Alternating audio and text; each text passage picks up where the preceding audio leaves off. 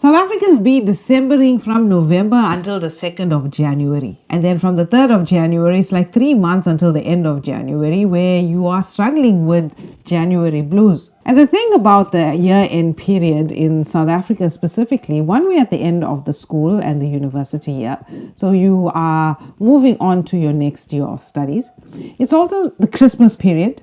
Global festivities all around. It's also the peak summer period for us where people flock to the coast and go on holidays. In this video, I'm going to give you 5 ways in which you can effectively spend your Christmas bonus to avoid that January blues. And the merriment of South Africans, if there was a measure, we'd be winning hands down. We party more than anybody. But then we struggle. 2nd of January to the 31st of January is like 3 months on its own. And I want to give you a couple of tips today on how you can effectively use that 13th check or the bonus if you're lucky to get one, how to spend it wisely. First thing you could do with your 13th check is when you got to pay down that debt. Your high interest debt, your credit cards, your store cards, your personal loans, because that will allow you to improve your cash flow in the new year.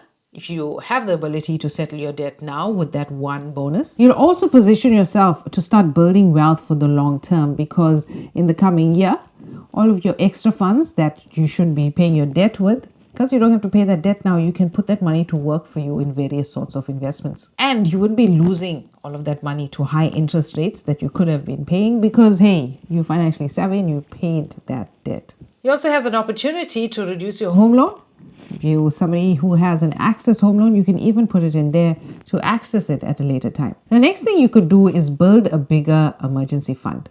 If you don't have an emergency fund, this would be a great starter for that. Although holding large sums of money is counterintuitive because inflation is so high, but with the things going the way they are, talks of recession, you're going to need a bigger buffer should you lose your job or have reduced income during this time period. Especially for people that are freelancing, that are commission earners. Now is the time to start buffering yourself for the hard times that could be coming ahead. 3, you could invest into your retirement annuity. Mainly because when you do that, you reduce your taxable income. You also have the opportunity to increase your rebate in the following tax year.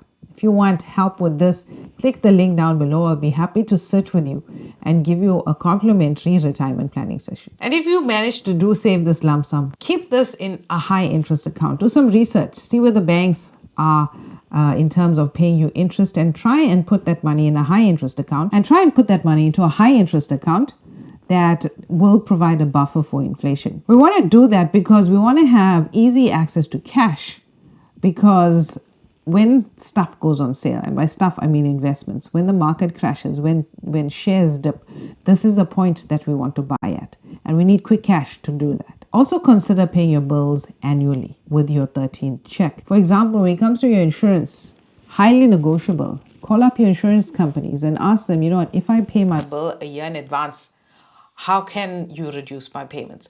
In some cases, you can even get a whole month's premium off, thereby just paying 11 months. And again, by doing this, it provides you with the greater cash flow in the coming year to invest. And a bonus tip, max out that tax-free investment if you have not topped it up already. Remember, in South Africa, the maximum you can do in a year is 36,000 rands.